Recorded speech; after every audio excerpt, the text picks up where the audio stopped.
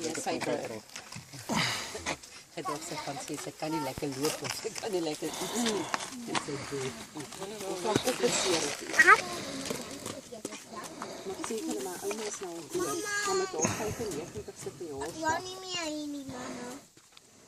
Okay, maar sit hom net daar in die sakkie. Dis daar die shawl en daar is nog ander jong uit wat sy met een van my tannies. Hulle kan hulle vir my ouma OBS. Kyk naderhand gaan gooi hulle vir ons so wynglas vol OBS. En hy 95-jarige ou tannetjie se wangetjies was so bloedrooi. Ek sê vir hom, ek gryp 'n paar glas en ek gooi vir haar druiwesap in en ek sê vir haar drink dit. Ek sê vanmiddag slaap sy en word sy wakker met hierdie verskriklike hoofpyn want sy het vir almal kwaad en sy weet nie hoekom is haar kop seer nie. Sy gaan nie onthou nie.